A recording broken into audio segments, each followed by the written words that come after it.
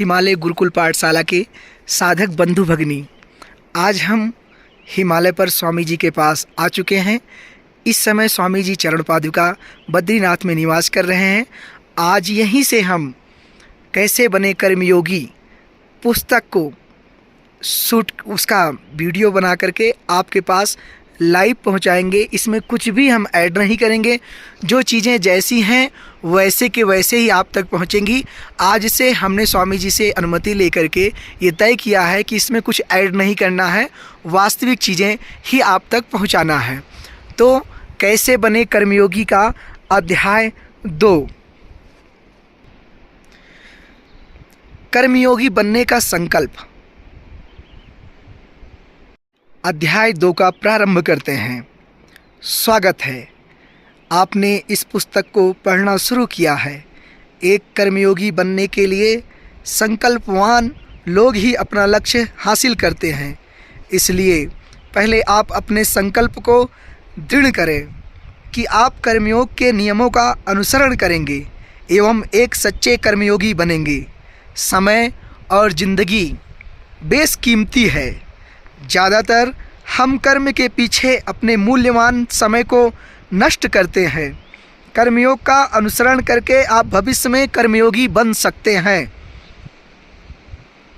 कर्मयोग के अंतिम लक्ष्य तक पहुंच सकते हैं, आप जीवन में सफल हो सकते हैं। हालांकि रोजी रोटी, कपड़ा, मकान, शरीर निर्वाह के लिए अर्थ की चिंता जिंदगी में आती रहती है, लेकिन इसके बावजूद हम शांति से जीना चाहते हैं। कर्मयोग आत्मोन्नति का मार्ग है। निष्काम कर्मयोग के अभ्यास से चित्त शुद्ध होता है, अहंकार, अभिमान, स्वार्थपरता का त्याग होता है, मोक्ष प्राप्ति होती है। आइए हम कर्मयोग के सफ़र को शुरू करें। धीमी शुरुआत हो, लेकिन एक बेहतरीन शुरुआत अवश्य करें।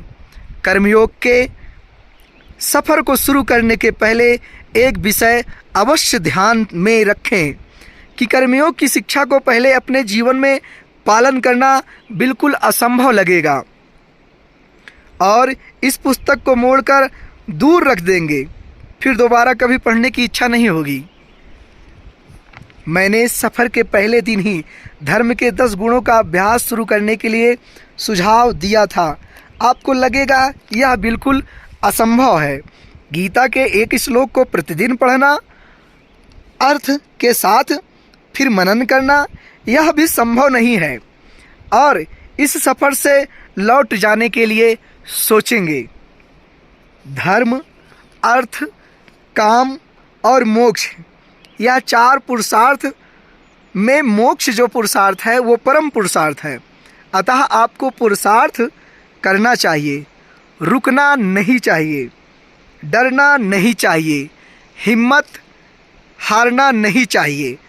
मोक्ष प्राप्ति के लिए कर्मयोग को अपनाएं, पुरुषार्थी बने, आशावान और निर्भय रहें। जिनकी इच्छा है, आशा है मोक्ष प्राप्ति के लिए, वह प्रसन्न हृदय से कर्मयोग के मार्ग में यात्रा को शुरू करेंगे। धर्म के 10 गुणों में से सिर्फ एक गुण को ही आजमाने की कोशिश करें, अर्थात आप धीमी शुरुआत करें और देखिए आपकी ज़िंदगी में नया परिवर्तन आ रहा है। हमारी आदत हमें आगे बढ़ने से रोकती है, इसलिए हमें अपने दृढ़ संकल्प के साथ कर्मयोग की दिशा में यात्रा शुरू करनी होगी। और सोचें वे आपके लिए कितने महत्वपूर्ण हैं। अध्याय 2 का आज का जो अभ्यास है वो अभ्यास यह है, मजबूत संकल्प पर सफलता निर्भर करती है। अतः संकल्प को दृढ़ करें। दृढ़ संकल्प से आत्मविश्वास बढ़ता है, प्रेरणा मिलती है, मानसिक क्षमता का विकास होता है। ओम नमो नारायणाय।